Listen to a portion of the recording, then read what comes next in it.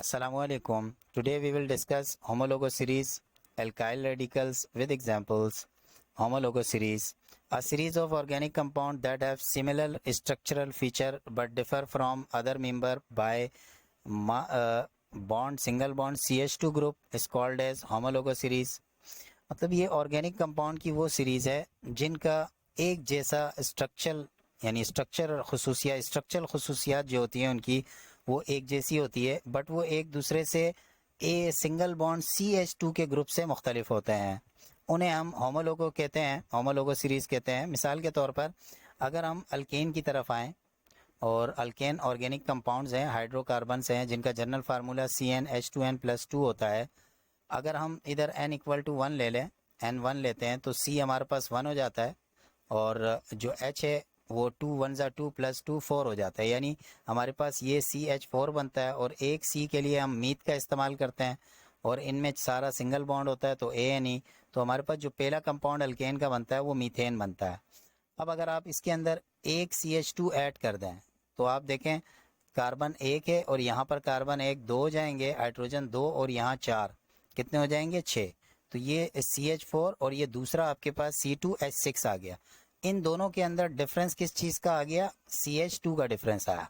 और इसी तरीके से दोबारा इसके अंदर अगर आप CH2 को ऐड करें तो आप देखेंगे कार्बन के एटम 3 हो जाएंगे और हाइड्रोजन आपके पास 8 हो जाएंगे। तो अब ये प्रोपेन बन गया। तो ये इनका सेम स्ट्रक्चरल फीचर है, यानी इनका जो स्ट्रक्चर की जो खसूसियात हैं वो सेम है। बट अगर हम देखें तो इसके अंदर जो फ़र्क आ रहा है वो एक डिफर है CH2 ग्रुप से। तो ऐसे ये तमाम जो कंपाउंड्स है ये आपस में होमोलोगो सीरीज़ कहलाते हैं। तो ये अल्केन्स के थे। इसी तरह हमारे पास अल्कीन्स के भी हैं जिसका जनरल फार्मूला CnH2n है। तो अगर हम n इधर 2 डाल दें तो हमारे पास जो H है वो 2 2 ज़ा 4 होगा। n1 नहीं डाल सकता, 1 डालेंगे तो हमारे पास जो H है वो 2 आएगा और C की जो वैलेंसी है वो कम्प्लीटली यूटिलाइज नहीं होगी। तो इसलिए हम यहाँ पर n2 डाल देंगे। 2 डालने से हमारे पास C2 होगा और H हमारे पास 4 हो जाएगा। अब C2H4 में अगर आप एक CH2 ऐड कर दें तो आप देखेंगे कितना हो जाता है, C2 और 1 3 हो जाता है और यहाँ पर ये 4 और 2 6 हो जाएगा। तो ये प्रोपीन बन जाएगा। ENE यहाँ डबल बॉन्ड को शो करता है। ये अल्केन, अल्कीन और अल्काइन आगे और भी तफसील से आएंगे। इसी तरह अब इसी के अंदर भी एक CH2 ऐड कर दें तो ये C4H6 हो जाएगा और इसमें कार्बन 4 हो गए तो ये हमारे पास ब्यूटीन बन जाएगा। इसी तरह हमारे पास एल्काइन है और एल्काइन के अंदर जो जनरल फार्मूला है वो CnH2n-2 है हमारे पास। अब यहाँ पर भी हम C2 डालेंगे, इसमें भी C1 नहीं डाला जा सकता। अगर हम C1 डालते हैं तो यहाँ 2 1 + 2 और -2 यानी हाइड्रोजन का कोई रहेगा ही नहीं और कार्बन की जो है वो वैलेंसी यूटिलाइज नहीं होगी। तो C अगर हम 2 डालते हैं तो हमारे पास यहाँ पर H भी 2 आएगा, यानी 2 2 ज़ा 4 -2 2 आ जाएगा। तो हमारे पास C2 और H2 होगा। इसके लिए इसमें C और H के दरमियान ट्रिपल कोवलेंट बॉन्ड होती है और इसके लिए हम प्रीफिक्स यूज़ करते हैं Y, यानी तो ये इथाइन हो जाएगा। अब देखें इसके C2H2 के अंदर अगर हम CH2 ऐड कर दें, यानी इसके अंदर इसका फ़र्क करें तो C आपके पास 3 हो जाएंगे और H2 और 2 4 हो जाएगा। तो C3H4 3 है तो ये प्रोपाइन हो जाएगा। इसी तरह इसमें CH2 को ऐड कर दें तो ये C4H6 ब्यूटाइन हो जाएगा।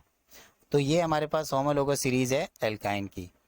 इसी तरह हमारे पास एल्काइल ग्रुप्स हैं या alkyl radicals. Alkyl radicals are form by removing 1 hydrogen atom from alkane. जितने भी अल्केन जो हमने ऊपर किए, अगर उनसे एक हाइड्रोजन एटम को निकाल लिया जाए तो हमारे पास अल्काइल ग्रुप फॉर्म होता है। जैसे कि मीथेन जैसा ऊपर हमने बनाया CH4, इसमें से एक हाइड्रोजन एटम रिमूव करें तो ये CH3 बन जाता है और ये एक बॉन्डिंग इसकी बच जाती है।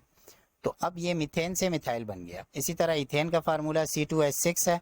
इससे एक हाइड्रोजन एटम को रिमूव कर दें तो ये C2H5 और ये एक बॉन्ड का निशान है, इस तरह बॉन्ड के भाई एक इसकी वैलेंसी अभी बाकी है क्योंकि वो एक हाइड्रोजन यहाँ से जा चुका है। इसी तरीके से प्रोपेन जो है वो C3H8 है, तो एक इसका भी रिमूव कर दें तो ये प्रोपाइल बन जाएगा और एक वैलेंसी इसकी बच जाएगी। तो ये हमारे पास एल्काइल ग्रुप और उनकी एग्जांपल्स थी और होमोलोगो सीरीज़ और उनकी डिफरेंस एग्जांपल मौजूद थी। तो उम्मीद है कि आपके ये समझ में आ गए होंगी। अस्सलामु अलैकुम।